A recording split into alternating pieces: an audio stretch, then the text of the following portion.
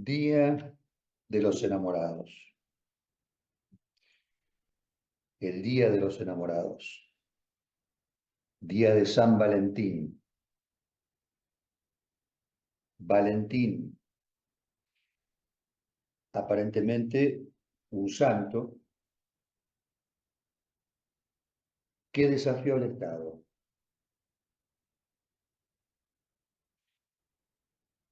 Un emperador romano prohíbe los matrimonios para que los hombres estuvieran disponibles en la guerra.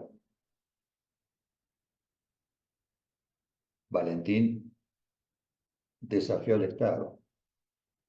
No disponibles para la sexualidad, pero sí para la muerte. Y el desafío de Valentín implica la muerte para él mismo. De hecho, es ejecutado por orden del emperador y pasa a ser un santo, que se ubica también en la lista de mártires del cristianismo. El amor versus la defensa del imperio o los fines expansivos del imperio. Y en esta pequeña historia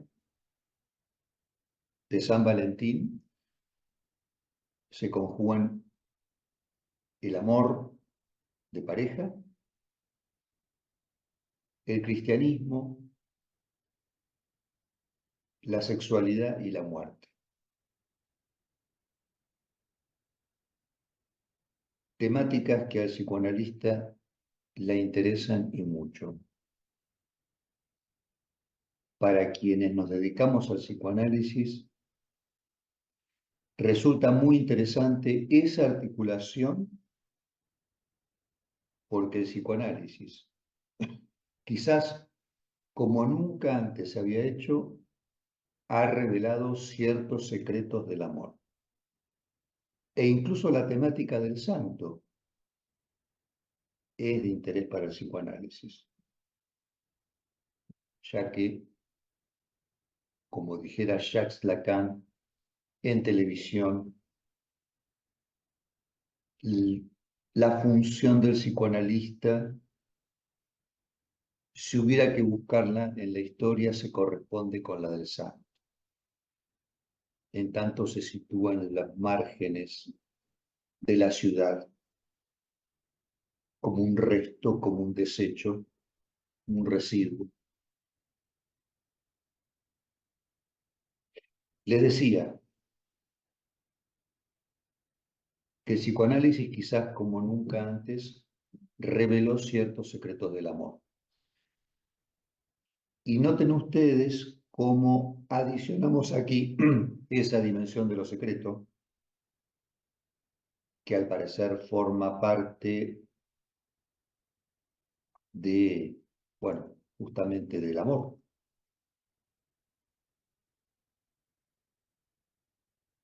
De esta historia de San Valentín.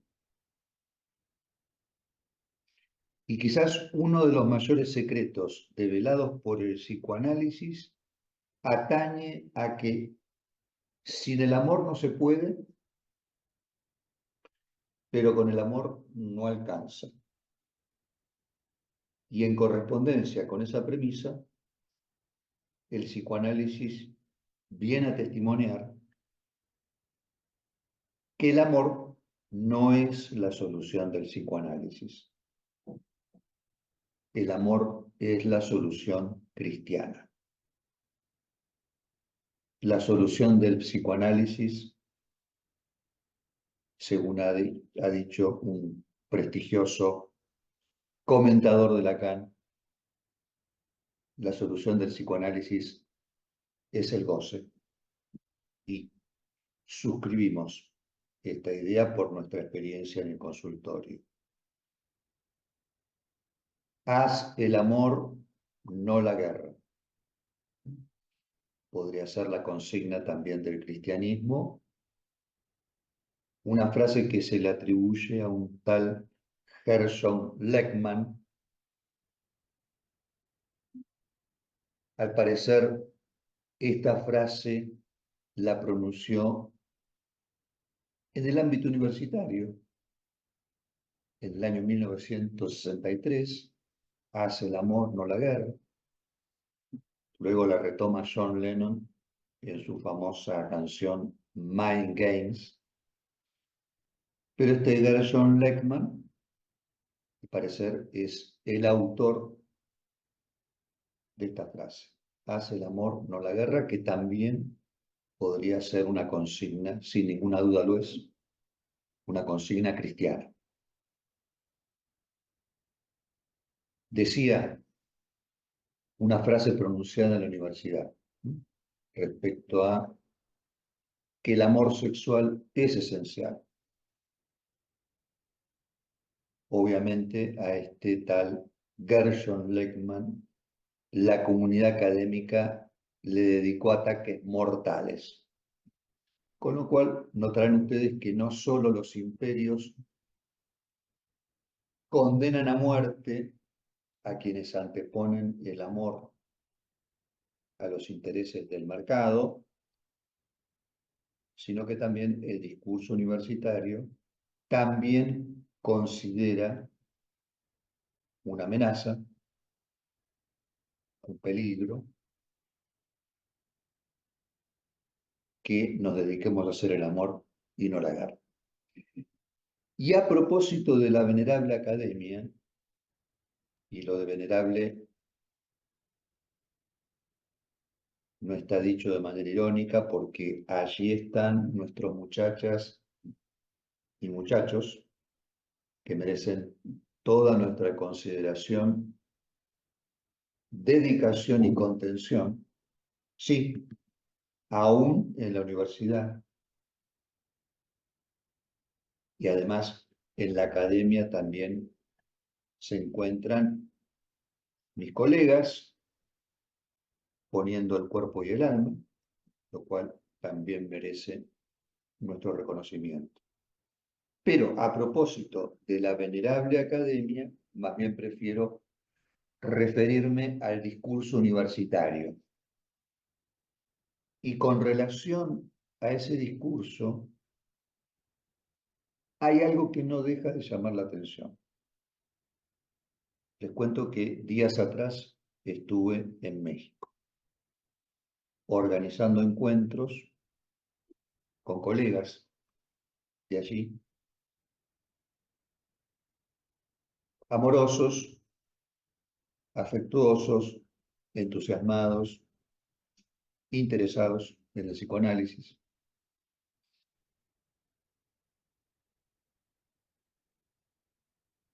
Y también estuve invitado en 3 universidades de México. Invitaciones también generadas fundamentalmente por lazos amorosos,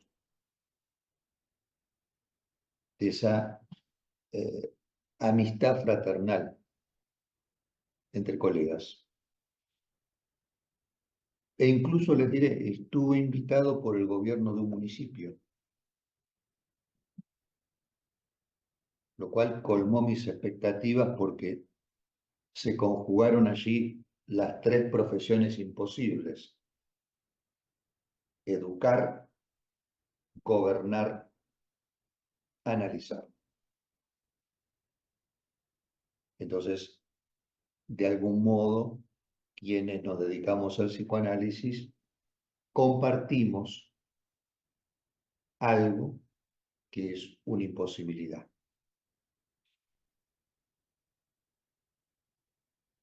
Tanto con los que gobiernan, con los que educan de manera amable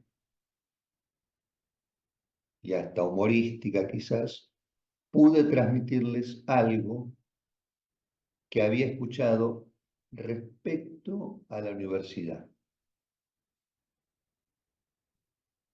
Y es que para algunos ámbitos universitarios, hablar del psicoanálisis y hablar del diablo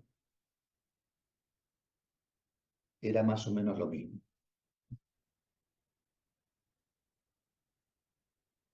Y la pregunta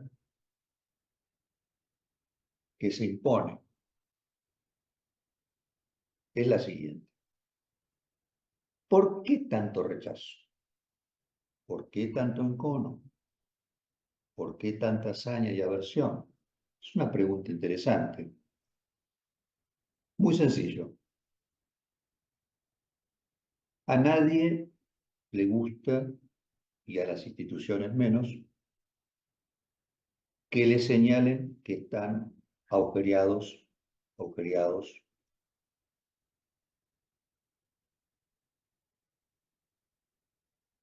Probablemente por razones estructurales, el universo masculino tolere menos ese señalamiento. El discurso universitario es patriarcal, el discurso del amo también, sin ninguna duda, así como el discurso de la ciencia, el capitalismo. No importa si son ámbitos en los cuales, por supuesto, hay mujeres. De todos modos, se trata de discursos que se sostienen en una ilusión de homogeneidad, así como los hombres que mantienen una cierta ilusión de unidad imaginaria consigo mismos. ¿Será por eso que para los hombres siempre hay una sensación de amenaza, de peligro, de coacción que está siempre presente? Es lo que el psicoanálisis llama angustia de castración, que se estructura de un modo distinto según se trate de la posición masculina y la posición femenina. Y acá hay un binarismo indisoluble. Luego podremos, por supuesto, aceptar,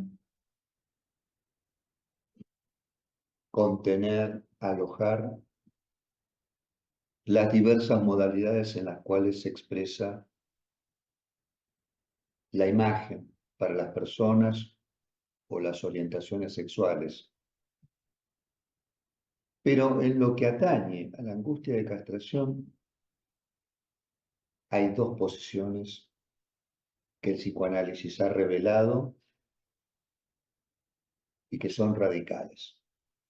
Si en el hombre la angustia de castración se estructura alrededor de la pérdida de eso que él supone que lo hace hombre, eso que él supone que lo hace hombre, en el caso de la feminidad, esa angustia se expresa esencialmente por la pérdida del amor. Y a propósito del amor, por eso la posición femenina suele recordarle al hombre que lo esencial es el amor, en su forma más primordial, y que aún cuando los masculinos, diría la policía, los masculinos orienten su amor hacia la civilización, en rigor, tal como expresara Freud, la humanidad no se merece tanto amor.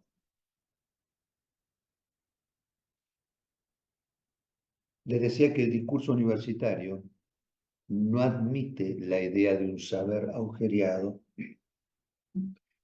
Y noten ustedes qué interesante, porque el capitalismo tampoco tolera la noción de una satisfacción agujereada. O en todo caso, el discurso capitalista ha sido muy astuto,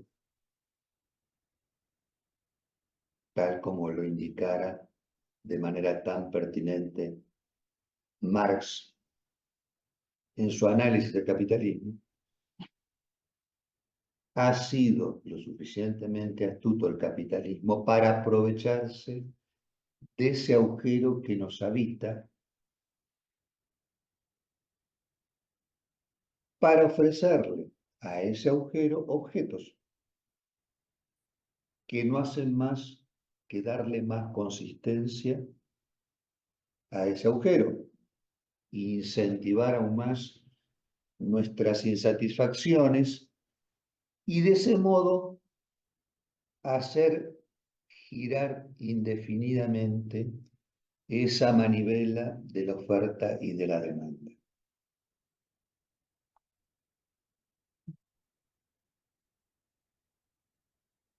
Y acá dejamos establecido uno de los puntos cruciales que tienen que ver con nuestra constitución como sujetos. Lo que atañe a esos dos agujeros constituyentes sobre los cuales les hablaba, el de saber y el de la satisfacción. Porque esencialmente sobre el agujero, en lo que sabemos, no hay ninguna duda, que es ese agujero el que impulsa el deseo de saber. Porque si ese saber fuera homogéneo, no habría ningún deseo de saber, estaría todo sabio. Y fundamentalmente, ¿qué es lo que deseamos saber? Lo que deseamos saber sustancialmente es si somos deseados. Esa constatación. Por lo tanto, ¿cuál es el primordial objeto de nuestro deseo? Otro deseo. Porque la constatación de que somos deseados conlleva un reconocimiento.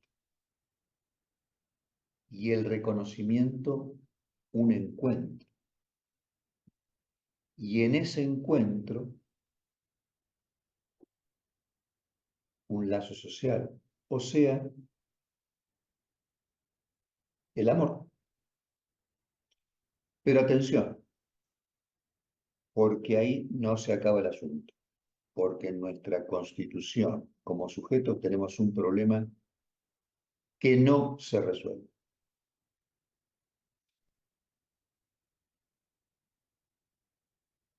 Pero que no por ser un problema irresuelto,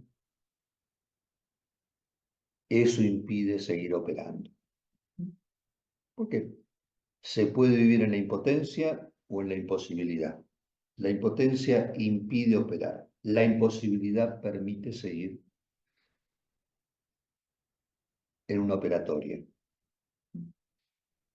Si nuestra supervivencia ha dependido de un deseo dedicado, esa operatoria ha implicado una satisfacción, que como tal ha acontecido en el cuerpo. Pero entonces, esa satisfacción en el cuerpo ha sido en este cuerpo que nos porta, en ese cuerpo que porta a cada uno, a cada una de ustedes. Y eso ha dejado una marca. Y por motivos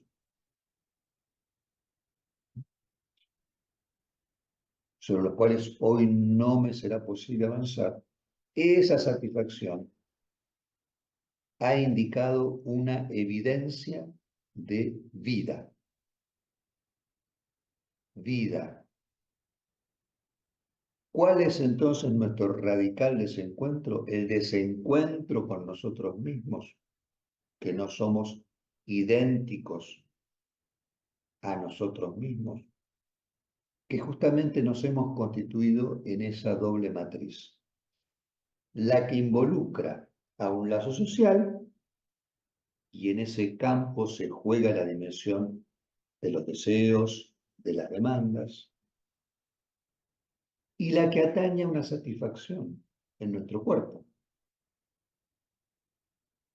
Satisfacción que no solo no hace lazo social, sino que por el contrario, tracciona hacia, permítanme decirlo de este modo, tracciona hacia un cierto autismo. Lo que ustedes encontrarán en el psicoanálisis es un recorrido sobre eso que nos constituye y que llamativamente tiene dos vertientes bien definidas, una que nos mortifica y otra que es una prueba de vida, con una paradoja que esto conlleva. Aquello que nos mortifica, que es el lenguaje, y el lenguaje es lo que se transmite a través de un deseo dedicado, aquello que nos mortifica es lo que tiende justamente al lazo de la civilización, hacia la convivencia, hacia la adecuación a una vida social, con lo cual hacia un malestar permanente, aquello que Freud denominó el malestar en la civilización, indisoluble, inextinguible. Y por otra parte, lo que se puede presentar como prueba de que estamos vivos, y en rigor es la única prueba de nuestra condición de vivientes, puede y suele aparecer como algo alterado, trastornado, desamarrado, que tal como les decía, tiende inevitablemente a cierto autismo. De nuestra elaboración como mayores en esta matriz tan compleja, respecto de este intríngulis, de todo esto dependerá cuán dispuestos estamos a reconocer y a resguardar el juego en las criaturas. Y en ese abrigo del juego, preservar la infancia. El juego precede a la infancia. Esa es nuestra consigna, que se vincula a algo que estamos transmitiendo sobre todo en México, en Colombia y en Argentina, y es infancias y adolescencias en riesgo. Y nuestra responsabilidad y compromiso de una permanente reflexión sobre este momento tan difícil de la historia para la niñez, para la adolescencia y para la familia.